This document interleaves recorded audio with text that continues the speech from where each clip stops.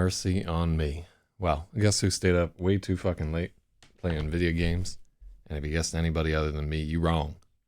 It's totally me. I gotta show some self-discipline in my life, man. Just too many things where I just go too far. You know what I mean? But I guess without the... Wait, did somebody just say show your feet? Man, I got some scaly ass feet. Don't nobody want to see that shit right there. This feels like it's trying to be both creepy and a Christmas song at the same time. Yeah, well, that's like my favorite, one of my favorite oldies songs. It's I Only Have Eyes for You by the Flamingos, and it's really a creepy song, even when you don't slow it down. 800%. Yeah, just like a lot of Vidya or whatever. I've been trying to find new shit to play since they canceled the 3v3 mode in League of Legends, and I just have not found like a lot of stuff. I've been playing a bunch of Dead Cells and Robot Named Fight, and I was playing Red Dead Revolver or Red Dead Redemption 2, but the main character gets tuberculosis, spoiler alert, and I don't want to play a fucking lunger. It's awful. So yeah, I've kind of flamed out on playing old RDR 2.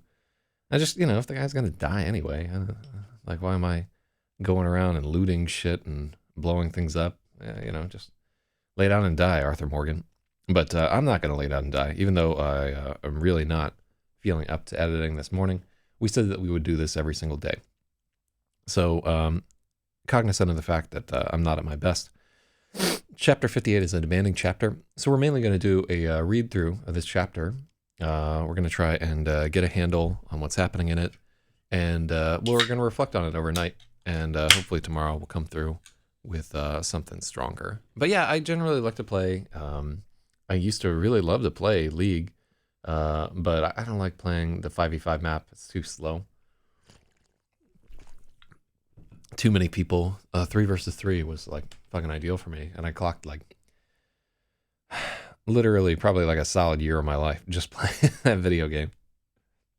Not even fooling around. It's like almost a full-time job playing that guy. But so in ways it's healthy for me that it's gone. But I can tell that my body's like trying to get all the dopamine I used to get from that video game, and doing all kinds of stuff like eating the wrong diet and drinking more and everything. Let me see. Actually, glad I started later. Yeah, well, it's just going to be a short one there. In Paradise, I'll be able to edit every single day for, I think I could do this for about 4 hours each day in 2 separate 2-hour sessions, and probably get like a writing thing in. Like if I could work out like an 8-hour work day where it was just like 2 hours of marketing, 2 hours of writing, and 4 hours of editing, I could probably do that every day and crank out about 2 novels a year, assuming that money didn't matter. But let's get to it. This is chapter 58. If you've never logged into this before, this is Gravid. It's the story of a young woman who discovers an alien probe. And things get wild. So, chapter 58. I have to get this. I have to get this. I have to get this. The school day was almost through. It took all of Freya's willpower to stay focused on Mr. Manzini. If she let her attention slip for even an instant, her mind would gallop ahead to seeing Dan after school. Mr. Manzini was studiously avoiding... let's... We're going to do a find and replace of all instances of...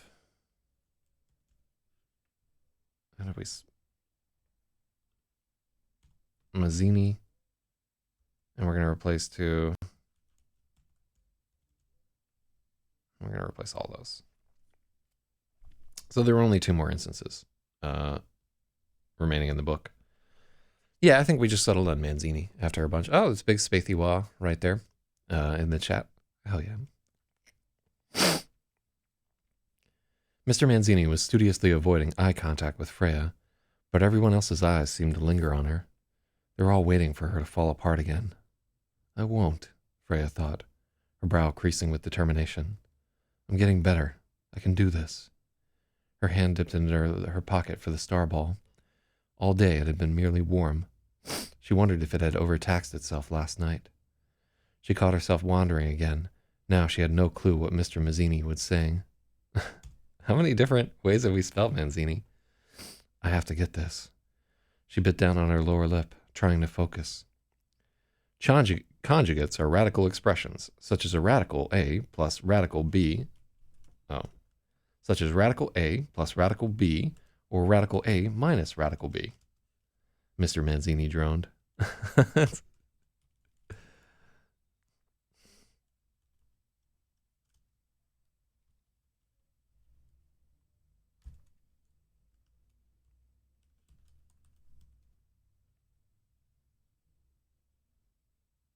God, wow, he really shows up in a lot of places in this book.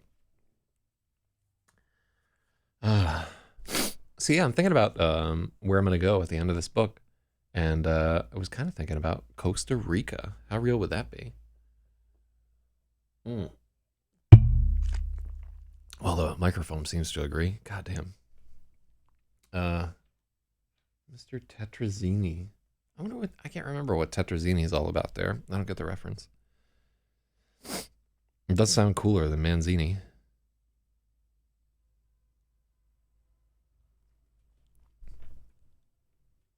So Manzini is like, it's pretty similar to a type of almonds that I like to eat. It's just like a local New York, one of those companies that puts nuts in plastic bags and charges you for them. Conjugates are radical expressions, such as radical A plus radical... Yeah, so this should be radical B. Such as radical A plus radical B, or radical A minus radical B, Mr. Manzini droned. Liked radicals are radical expressions that have the same index and the same radicand.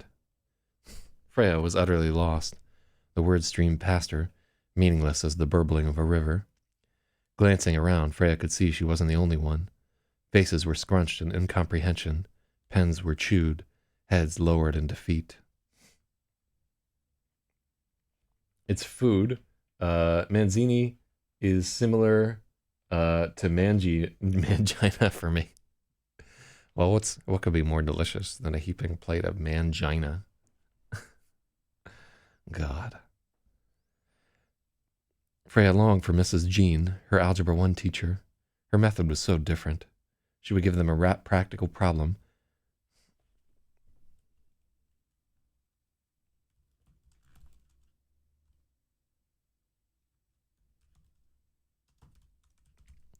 She would give them a practical problem, then leave them alone for a while to try and figure it out themselves. Then she would swoop in afterward with a formula that made...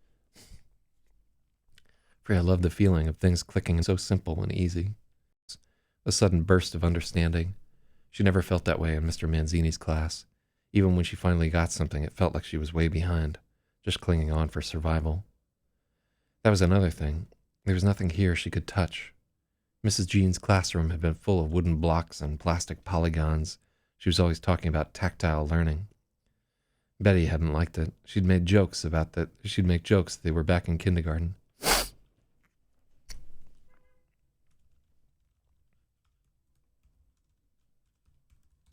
She joked they were back in kindergarten, but Freya found it very helpful.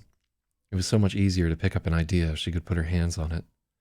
Sometimes during a test, she could shut her eyes and remember handling the blocks. The associations would snap together, and she would have the answer. This is kind of like an interesting note on somebody who's like a very... and so they've discredited this a little bit. Back when I was in the military, they were big on this theory that people learn best either through doing things like tangible object, like tangible, what is it? Physical actions with tangible objects. Or people learn best by learning, or by, by watching things, like on a blackboard or something like that. Or people learn best by hearing. So they tried to adopt an approach where they used all three of these avenues, so that people would concentrate on the thing where they learn the best. And I think it's fair. Like I definitely remember things better when I hear them spoken aloud, or when I speak them aloud, as compared to just looking at them. But it's definitely easier for me to learn something by looking at it than by hearing it. Kinesthetic learner. Oh, that's a like really. I did not remember that terminology, but it makes perfect sense. So Freya would definitely be a kinesthetic learner. There are no wooden blocks in Mr. Manzini's classroom. Oh, so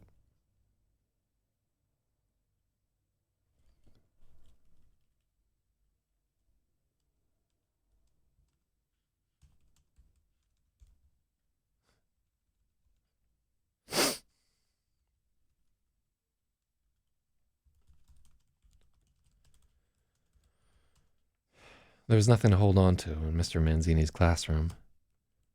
Just the whiteboard and his terrible handwriting.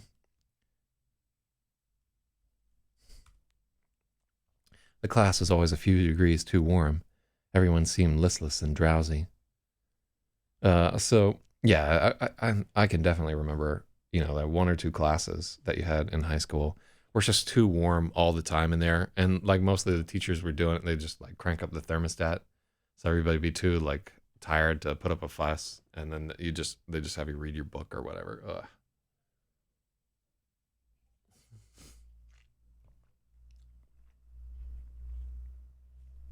So Axel Boost apparently tied for auditory and visual. Yeah, it's weird how just about every brain on the earth seems to be like a discrete organ. Like there's so much variation in that one template. There's so much happening in there. Just incredibly complex and varied devices between people, and each of them shaped by a host of weird genetic factors and the experiences that that person has had and their nutritional input and everything. God, it's crazy that any of us make it here alive. I mean, none of us really do, but it's just such a random string of chance that's brought any of us to this spot. The kind of like pseudo profound things that you think about when you're running on like 3 hours of sleep.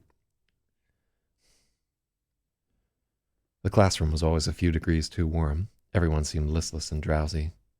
Freya drifted into Freya drifted into thoughts of Dan, of getting her hands on him. Before she knew it, the class was ending, and everyone was packing up to go. Freya blinked, wondering how much she'd missed. She had to stop zoning out. She was definitely going to fail if she couldn't get it together. She packed everything up, and the zipper of her book bag got caught on a fringe of fabric. As she tried to get it free, she noticed her fingers were trembling. All day long she'd been dying to see him, and now that she could, she felt nervous.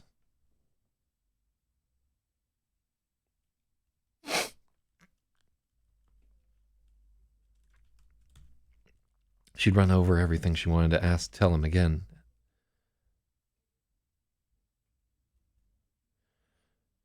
She'd run over everything she wanted to tell him, trying to think of the questions he would ask, places he might get upset, but all that time seemed useless.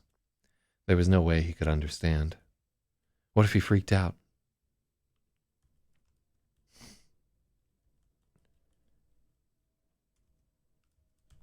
There's no way Dan could understand. What if he freaked out? What if he never wanted to see her again? What if he told Dr. Garbuglio about this and got both of them committed? Imagine the best possible outcome, Dr. Garbuglio. Yeah, there's a lot of italicized direct thought in this chapter. Way more so than other chapters there. It's something that we may consider.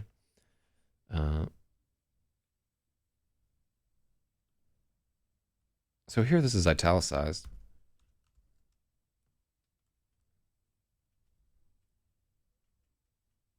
Oh, yeah. Yeah, it's because it's a flashback.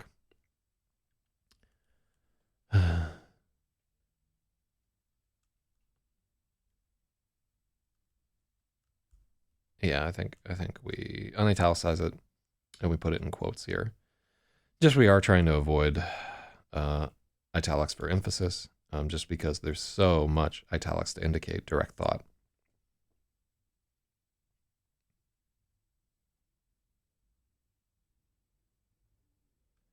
Huh. Okay. So still catching up on the stream, 3 minutes behind, but transferring skills, not knowledge, via neural network like training in person is actually absolutely a real thing. I'll post a YT link. Oh, shout out to Hogwarts in the chat right there.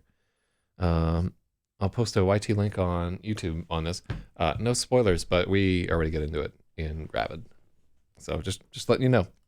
You know, like I did not start to write a book about telepathy so that I could not get into some of the like fascinating potentialities of telepathy, because I do think in our lifetimes we will start to see the networking of brains in a meaningful capacity, assuming that we don't just destroy ourselves first.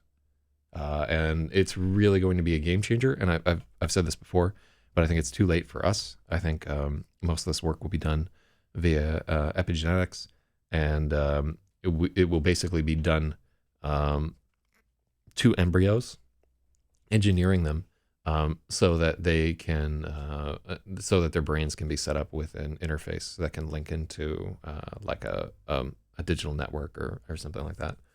I think modifying brains after the fact to have real meaningful interfaces with computers is just not going to happen. I mean, we'll have some shit, but I don't think it's going to be anywhere near as high bandwidth as the human beings that we expressly design to interface with computers. So, if I like networking of brains, then I'll like your novel. Yeah, feel free to. I think in Twitch it won't let you post a link, but if you hop onto the YouTube feed, you can just post a link to your novel. And AI hive mind will change everything and could potentially end war literally. Yeah, it's almost as if I also have a novel about that. The Hawks at the Diner is all about an AI sort of hive mind that's set up to end war. Um, but yeah, I think networking is the future, and we say that as like everybody here is like a degenerate loner who like abstains from human networking as much as possible. Like, when was the last time like any of us like went out after work drinking with people? For me, you know, probably like might have been 2 or 3 years. I mean, I still go out with friends, but it's just I don't seek out networking. Anyhow, imagine the best possible outcome, Dr. Garboglio had told her. She tried to think about everything turning out okay, but she couldn't even imagine a realistic scenario. Ugh. Freya tried to think about everything turning out okay, but she couldn't even imagine a realistic scenario where it did. Let's just check that out. She took a deep breath through her nose and exhaled it slowly, then worked the zipper free. Mr. Manzini smiled at her and waved as she left. She managed an awkward wave back. She was doomed when the test came. If only Betty were taking this class with her. If only she had someone to help her figure this out. But Betty was 1,000 miles away. She still hadn't replied to Freya's last email. There was no one for her but the orb. Freya shook her head and dropped her books in her locker, headed for the parking lot.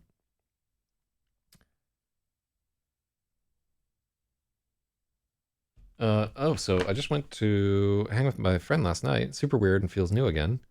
But it was a case of lack of having anywhere to go, not me wanting to. He's a new friend. Oh, well, cool. Good luck with that. So 20K, 20 to 25K left to go. You know, if you're working full time, that's 10 days. And if you're working 3 hours a day, you could have that done by the end of the month, man. Like 20K is totally doable within a month of working 2 hours every morning. So, yeah, man, like you can finish that novel if you really want to.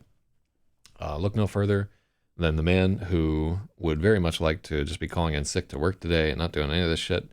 Um, Here right now editing and not giving a fuck. A gauntlet of staring eyes scoured Freya as she approached the line of cars waiting. Oh god, that's awful.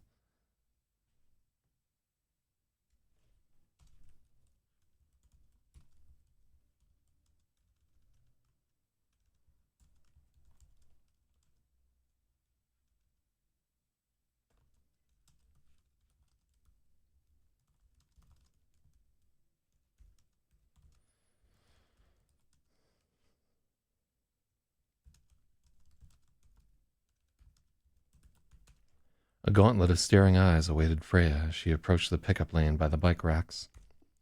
It wasn't only the other students, the parents were gawking at her too. She had a strong urge to just pull up the hood of her sweatshirt and disappear under it, but instead she drew in air through her teeth and held her head up.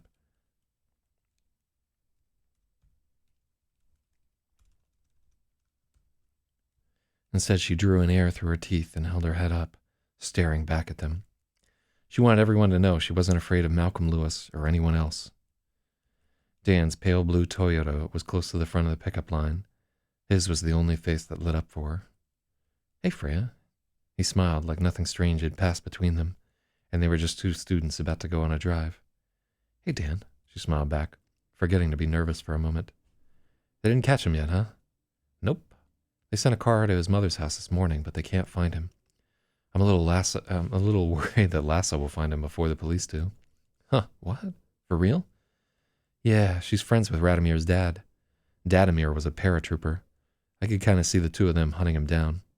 Jesus, Dan said. I mean, they probably won't, Freya added, picking up on his discomfort. He hadn't even cracked a grin at Dadamir. Anyhow, he doesn't matter. Do you want to go somewhere to talk? Anyhow, he doesn't matter. Oh, yeah. So this we're going to do in single quotes because it's weird to have quotes into quotes there. So let's see. One of my ideas for a Star Trek fanfic is a hive mind created to combat the Borg like 100 years after TNG. Yeah, so the cool thing about any kind of hive mind thing is you can just take all of the really shitty parts about socialism or whatever. Like I was watching, I forget, it was like, what's that Brett Weinstein thing? Like Greenwood or Greenvale or Green Lawn or it's Green something or other college. And they were talking about how this equity Congress kind of overtook it. And in the YouTube comments, there were all these people who had been in China during the time of the Cultural Revolution. And they were like, this is exactly what this shit was like. Just this sort of, it was really, really haunting. It was a good documentary about it there. They do a few things that I find are morally, and I don't remember the name of the documentary, but the documentary I was watching did a few things that I think are morally questionable with their soundtrack, like where they would have the members of this equity Congress or whatever talking. They would have like some creepy theremin playing behind the shit that they were saying. And like Brett Weinstein and like people that they were talking, they were like sat around a table. They had a pie. It looked homey as fuck. And they were trying to come across as the reasonable ones and everything. And it was just a little bit, like, why are you trying to pull this over on me? Because I'm already more or less on their side. Like I'm not a huge believer in intersectional politics for the most part. They really shade like pretty deep into Marxist theory, and Marxist theory is terrible for me personally because I would like to not be hunted down in the streets just because I happen to have been using white privilege to rip people off for lo these many generations. Mm-hmm. Hell yeah, I'm all about mind experimentation. But this, like, I shouldn't have even said that because I want to get through this whole one. Let me see. Just from reading your writing, I feel like my main character would get along well with Freya. It's entirely impossible. Freya is a lot more open to hanging out with people than I am. Yeah, it's funny that this like relatively antisocial character is so much more social than I am. But the level of antisociality that I manifest in a 16-year-old female character would get her like committed for the most part. It wouldn't be an interesting story. That's why we have to go to this, because it'd just be me at home like painting Warhammer figurines and fucking what the hell did I play? Playing Total Annihilation on my fucking Packard Bell. All right, what do we got here? Anyhow, he doesn't matter. Do you want to go somewhere to talk? How heavy is this going to be? Dan asked. Pretty heavy, Freya admitted. Can we go for a run first? I didn't get to this morning. It usually helps me calm down. Dan's face was calm.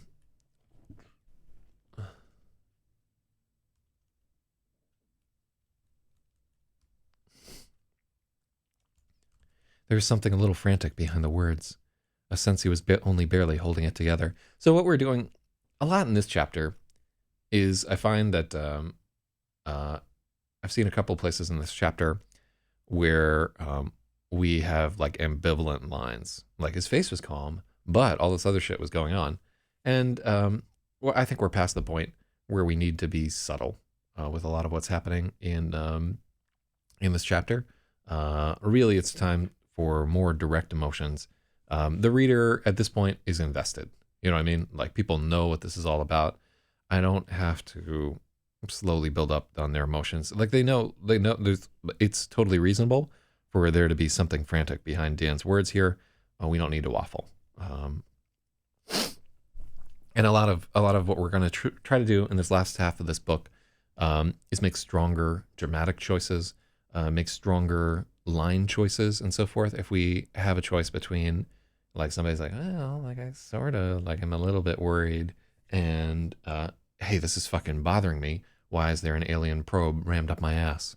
Then that's my idea for this. I think we've been on a very slow burn throughout this whole thing, and it's time to accelerate a little bit. Although I will tell you, one of the most frequent criticisms that I get from readers is that the last quarter of my books, I'm just like fucking flying, shit happening all over the place, and everything just falls apart too quickly for a few readers.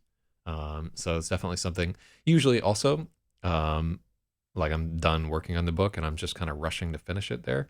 One of the things that we're going to be doing a lot in Gravid is we're going to be potentially rewriting the entire ending. We're going to take a little bit of audience feedback on how our ending is going to go there. And we're going to try and do a better job of tying up all of our threads than I normally do. Mike's like a cowbell. No, let's not do that. Can we go for a run first? I didn't get to.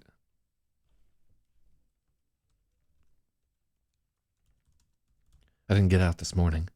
It usually helps me calm down. There's something a little frantic behind the word. There's something frantic behind the word. Yeah, I do want that to be a little frantic. Because frantic is like, oh my God. It's a sense Dan was only barely holding it together.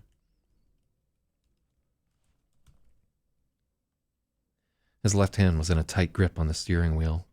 Freya realized Dan was just as nervous as she was. We can do that, she agreed. On the way to Nading Hill Park, she talked with him about his day. Dan spent the morning taking the ASVAB, which he explained was the test to get into the military.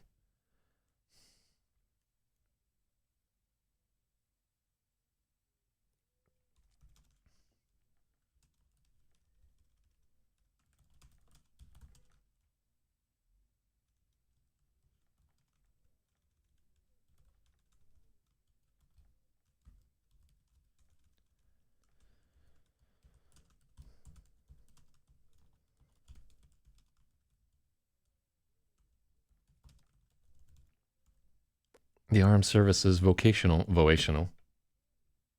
This mic note just can be heard across my house. That's wild as hell. The Armed Services Vocational Aptitude Battery was the test to get into the military.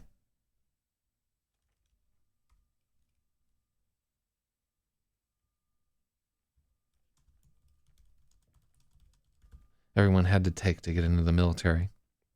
As she listened, Freya found herself wanting to take it as well, just to see how she would do. Lasse would probably be thrilled. I don't even really want to join, Dan admitted. This recruiter calls me every week. I guess he can smell blood. If my scholarships don't work out, that's pretty much my fallback plan. I don't want to take out a bunch of crazy loans to go to school. Would the military let you in? Freya asked, without thinking. For a second, he didn't understand what she meant, and then he winced when he got it. Sorry, she said quickly. No, it's okay. The hospital recorded the Valium thing as an accidental overdose instead of an attempt. I told them I was just trying to get high. Dan said,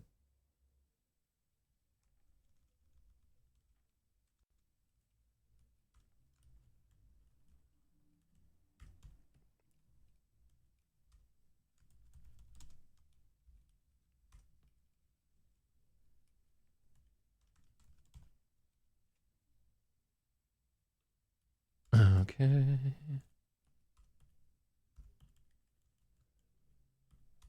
Single quotes. Um, Freya noticed Dan carefully avoided saying the word suicide. I need a waiver to get in, but the recruiter says it's doable, as long as I don't want to be special forces or anything. Which I don't. I don't even want to be regular forces. I don't even know what I want to major in. I really need to figure it all out soon. Listening to the conflict in his voice, Freya was suddenly aware she'd never have to worry about finding money for school. She didn't have to work at a diner to pay for gas and Krav Maga. She had 2 years before she needed to know what she wanted to do with her life. She'd had it so easy compared to Dan, and it was still more than she could stand. Yeah, so. Ugh.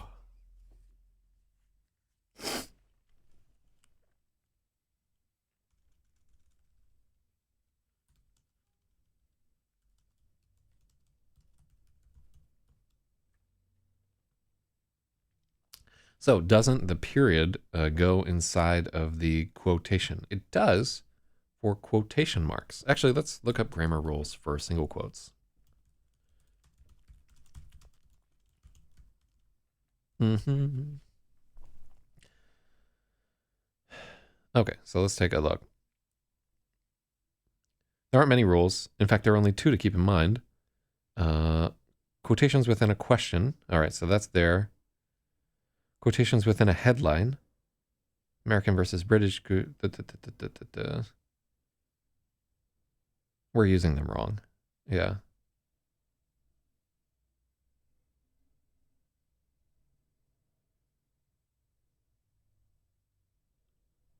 They simply aren't used that frequently, even though there aren't many rules. So those are the 2 main uses.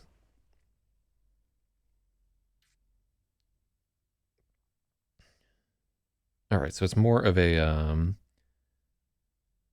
British thing.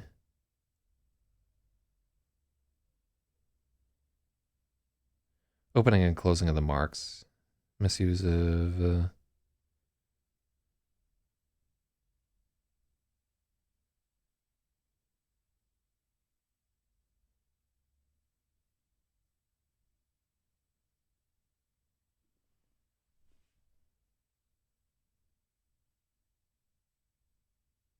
specialist writing. Unique. Okay, so... Too many, inserting quotation marks. Okay. Yeah, it seems like either one is okay. As to whether they should be, let's look for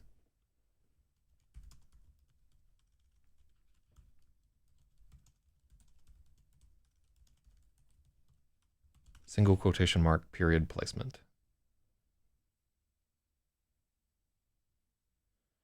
Commas and periods always go inside the quotation marks. I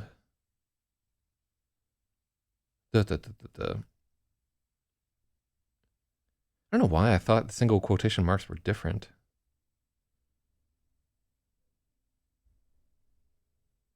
Oh, so the British style is outside of quotation. I've always liked the British style better in spelling and everything, but I couldn't possibly be consistent there. Okay, cool. So we're gonna stay. That was a lot of effort to just find out. Here, doesn't the period go inside at the carefully avoided sentence? Yeah, so you're right there. I think we can get away with using single quotes because we're trying to indicate specific words. It's weird how when one of these things comes up in a chapter, it will happen like twice. I guess that's just a function of the way my brain is working when I'm getting there. No, it's okay. The hospital recorded the Valium thing. Valium is capitalized. Valium thing is an accidental overdose instead of an attempt. I told him I was just trying to get high. Listening to the conflict in his voice, Freya was suddenly very aware she'd never had to worry about. She would.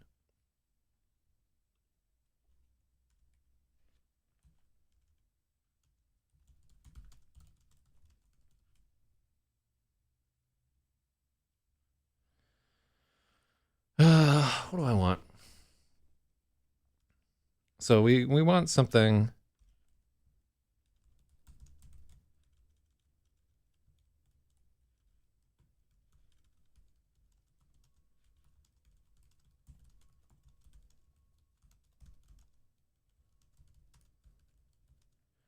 Freya was conscious that she would never have to worry about money for college.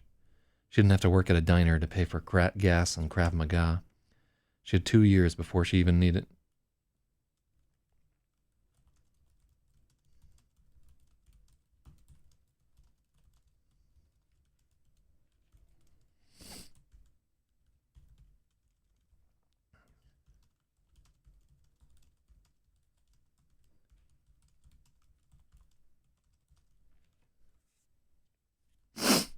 Okay. So yeah, like I kind of... Oh, fuck me. No. Okay. Yeah, this Mac has been up for about... I haven't rebooted this fucker the whole time that we've been doing this thing. So, yeah, I'm just trying to see if this Mac can make it through the entire thing. So at some point we may, knock on wood.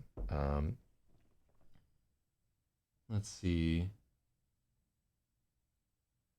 Ooh, so Spathywa agrees. The word is quoted for specificity, not for quotation, in IMO.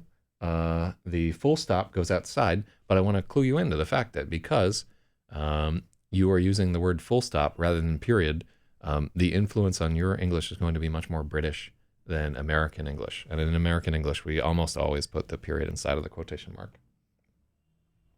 So Axelby says, I feel like my main character whines internally a bit much, but I don't want to remove a lot of that introspection because I want the reader to feel some of her desperation and past baggage she's trying to work through as the plot progresses.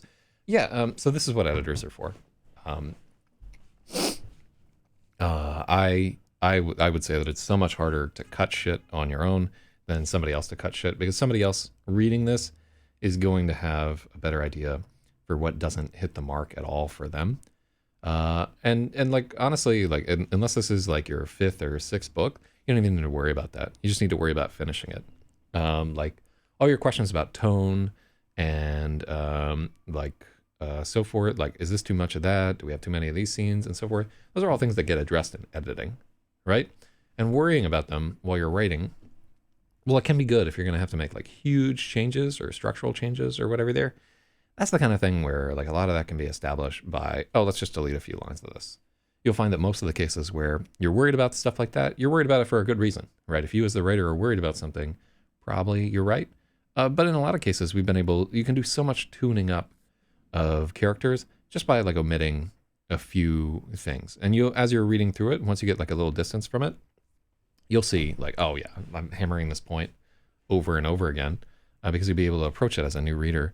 But just so critical, just finish the book. You know what I mean? Just don't even worry like, oh, this isn't right, or it's not where I want to go, or whatever.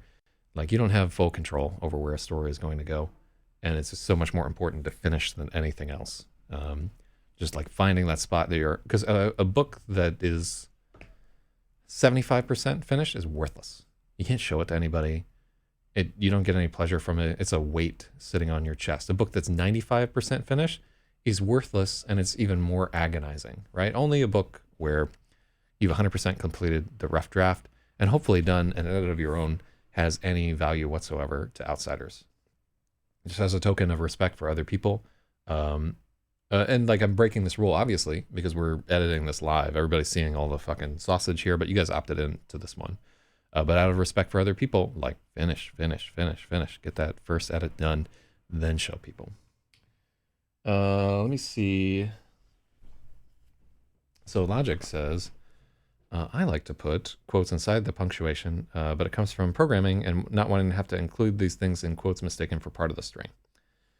Real Talk. So Speedywa has 467 days uptime. This Mac does not have 467 days of uptime, but it's also an old beat up 2015 Mac.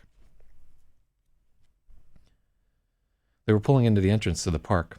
The dark skeletons of black willow trees loomed on either side of the road.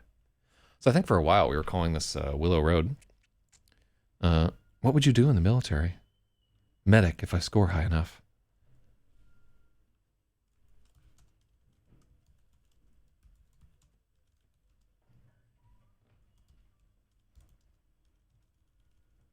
What would you do in the military? Freya asked. Medic, if I score high enough. I don't want to kill anybody, but I'm not afraid to die either.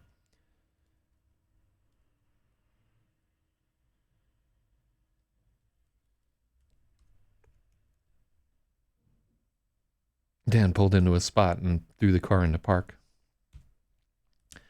Freya reached over and put her hand over his with it.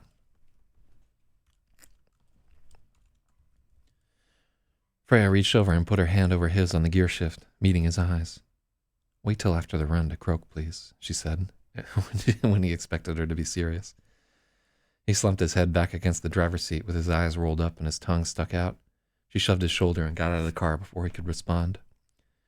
They stretched and jogged a quick warm-up lap to get each other's measure, and then they began to run. All right, what do we have here?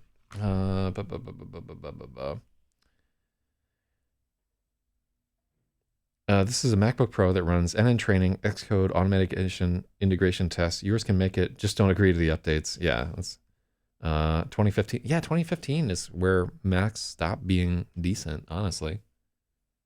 I should just get a whole pile of them.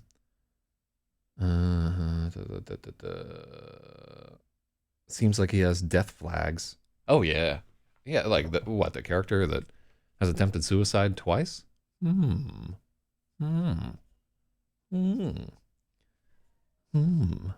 he just loves death grips. That's all that you're getting a hold of there.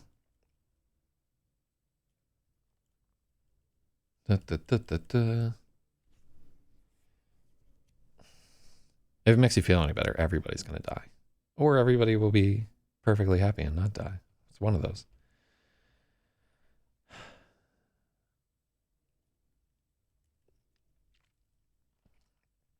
At first, Freya was worried Dan would try to talk with her during the run, and she wouldn't be able to keep up with him.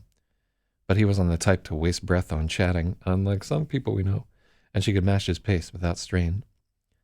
5 laps in, she realized this was exactly what she needed. With every lap, her mind grew clearer. The endless tumbling of her thoughts slowed. Each thought... God, I'm getting terrible this morning.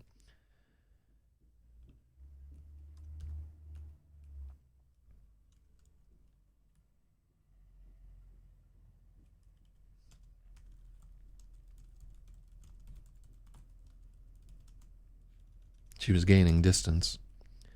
She looked over at Dan, less and less, focusing on the track in front of her. The sound of soles hitting the track created the bass line for the chorus of their breathing. The stars were out and the wind sighed all around them. The night air was cold and pure. The pain that it took to move forward lost significance. The present eclipsed the past, and the future was a glittering gem that raced effortlessly ahead of them, never to be caught. Freya felt like she could run forever. 20 laps had been over long ago, but she wasn't tired, and Dan wasn't either. As her feet drummed against the ground, their perception rose to the forefront of her mind. Dan wasn't either. His feet struck the ground at the same moment hers did. He breathed in unison.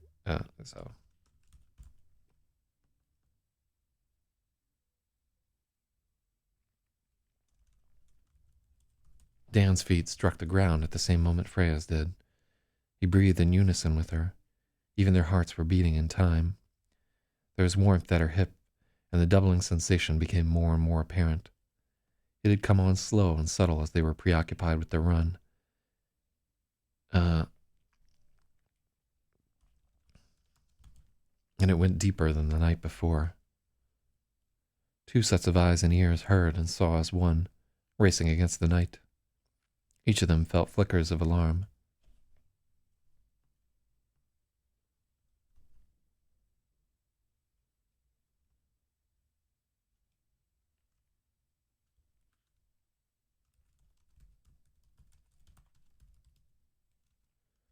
Dan flickered with alarm, but Freya pushed away.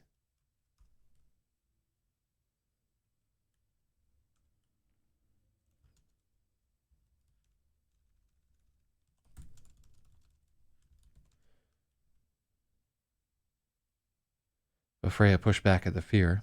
She didn't want the feeling to end. It was a trained response she'd picked up from playing guitar. You didn't stop playing when the other person was flowing. Dan's steps faltered first. She ran a few steps past.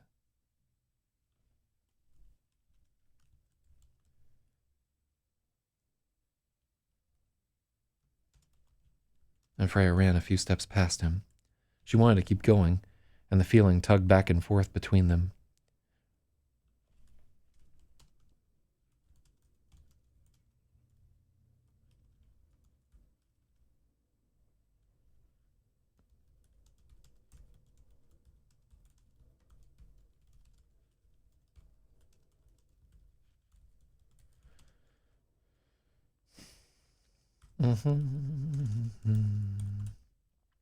Dan's steps faltered first, and Freya ran a few steps past him. She wanted to keep going. The feeling tugged back and forth between them. Her press to continue was equalizing against his reluctance. Oh, you know what? We don't need that. Dan's breath came in great heaving pulls that desynchronized them, and he was teetering on the edge of throwing up. His nausea triggered her own, and they each shut their eyes tightly, fighting back the feeling. Am I high? It was a thought. Dan hadn't spoken it, but she'd heard it as clearly as if he'd shouted it. She felt the flicker of thoughts that accompanied it. Fear he was making a fool of himself. Suspicion that Freya had drugged him somehow. All set against the feeling of hitting a wall, exhaustion closing in. She could see all the anxieties forever churning beneath his facade. He could see hers. They both felt naked.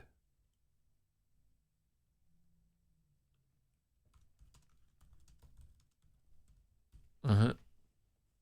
Oh.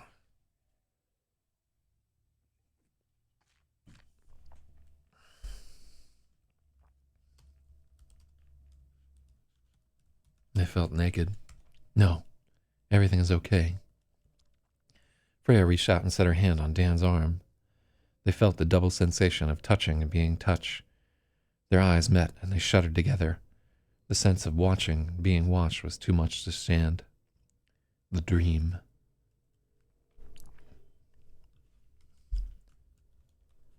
Freya thought about it first. Freya thought about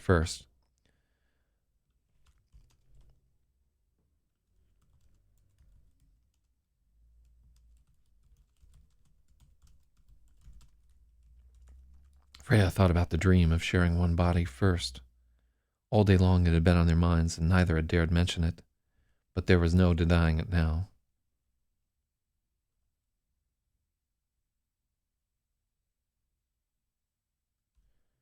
They dreamed the same dream, and now they stood on the track, reeling with the strange synchronicity. An urge began with Dan to shut their eyes, cover their ears, and scream at the intrusion. Freya felt it.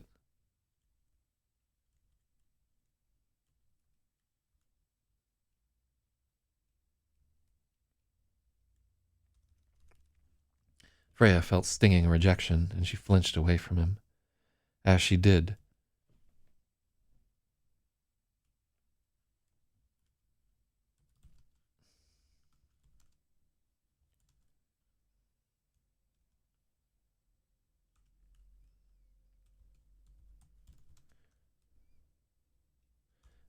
Dan was projecting reconciliatory empathy. I like that phrase. So Speaky West says all day long it had been on their minds.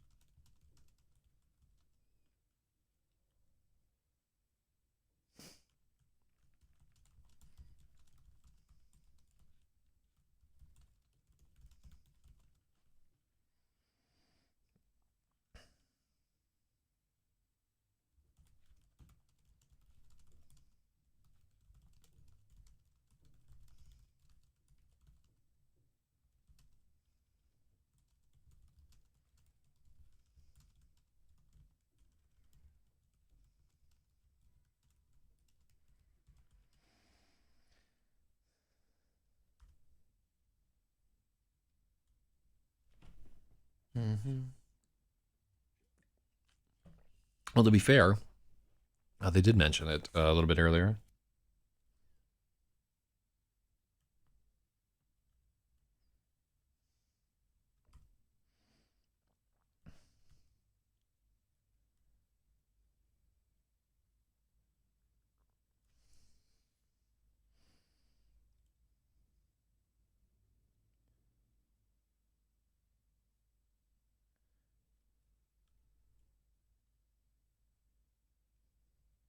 I can just delete a bunch of this.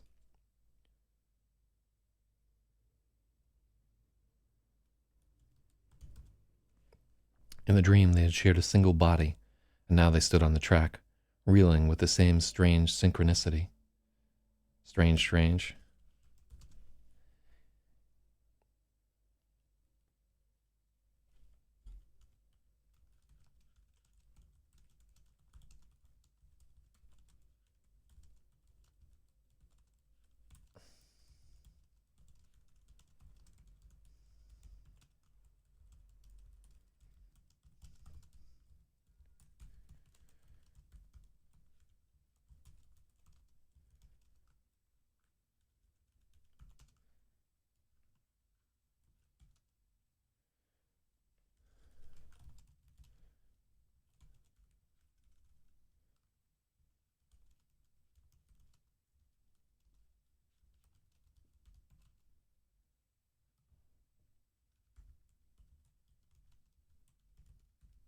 Mm-hmm.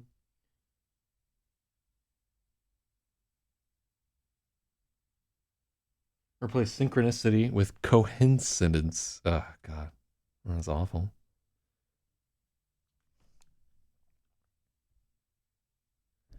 It's not you. I'm afraid. The thought seemed to originate from both of them at once. The distinction between them became blurred.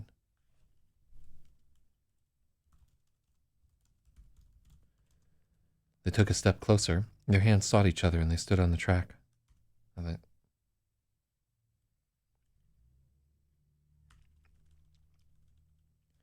Their hands sought the other and they stood palm to palm.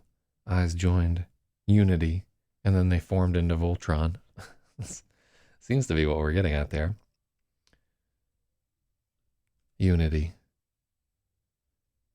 It was a feeling each of them had been searching for their whole... Unity has to be italicized. It was a feeling each of them had been searching for their whole lives without knowing. The perfect moment thrummed between them. They felt themselves expanding to contain it.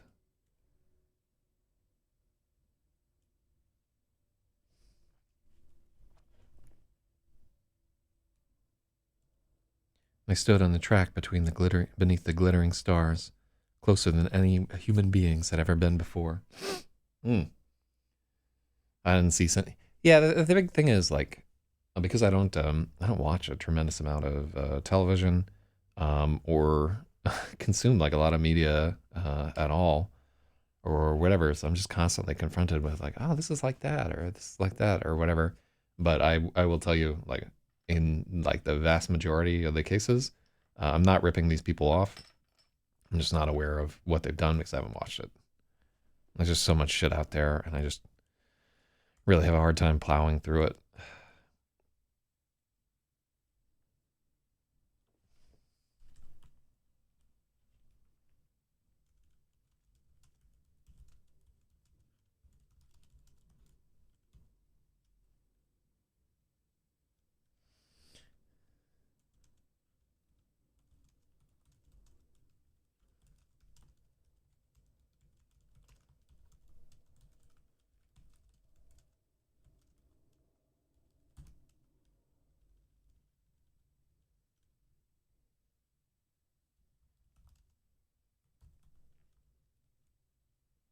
I hate how that does that. Okay.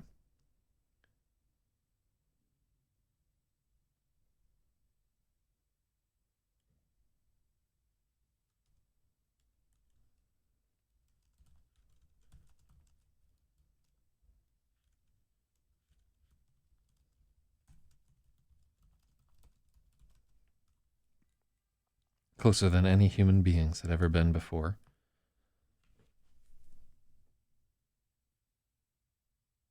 Let's see here.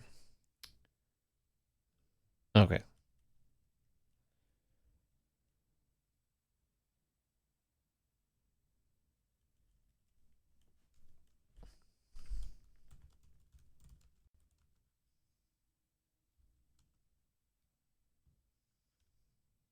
Mm-hmm.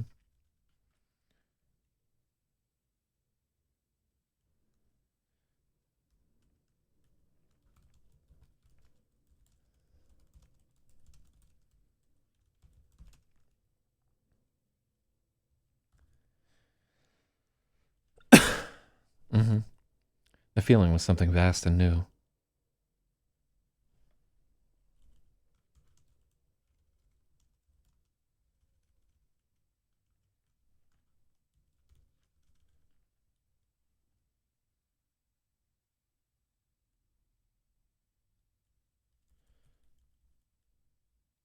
Mm-hmm.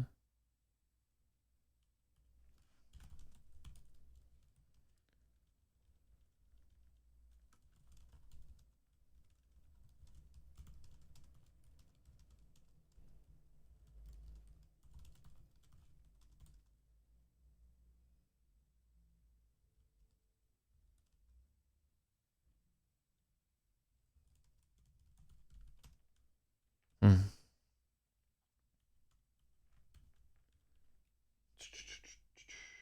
Mm-hmm.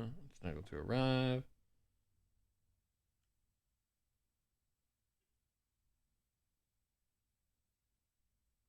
Uh-huh.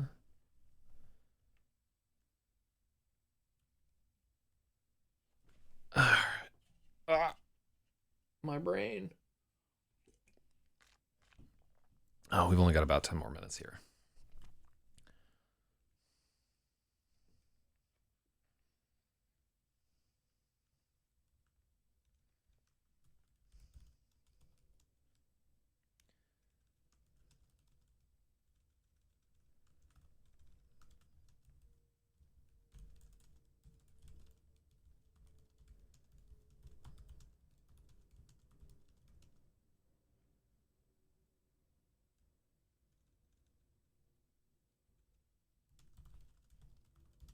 The feeling was vast, something too large for either of them on their own.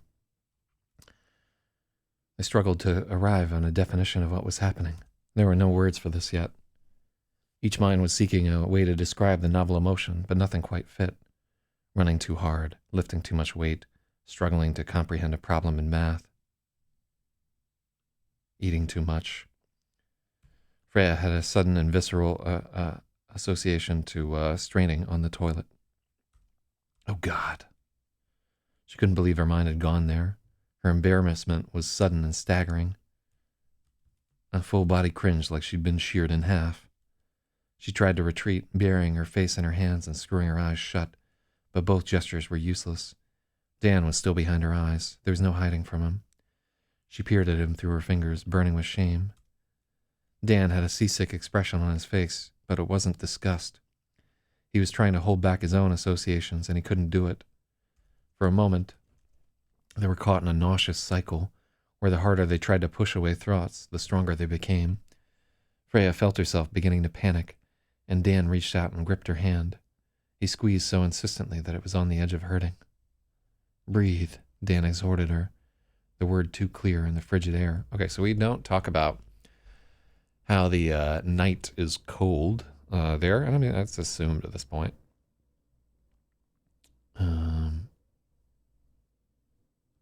But yeah, we're gonna do another pass on this guy. Let's see. All right. So we've gotten this far into the chapter. Like I said, sadly, we have to cut it kind of short today. So we're going to start back on chapter 58 tomorrow. And hopefully, yeah, I got to get some deep sleep tonight, man. It's my own fucking fault. I was already to go to bed at like 8 p.m. yesterday. Next thing I know, I look up and it's 2 a.m. But yeah, thank you for joining me on this thing. Even if we can't get like a crazy amount of editing done today, I'm glad to get some done. And I have a good idea for where we're going next in that chapter. So yeah, good luck with your own work, their Axel boost. And yeah, shout out to everybody in here. Good God, y'all.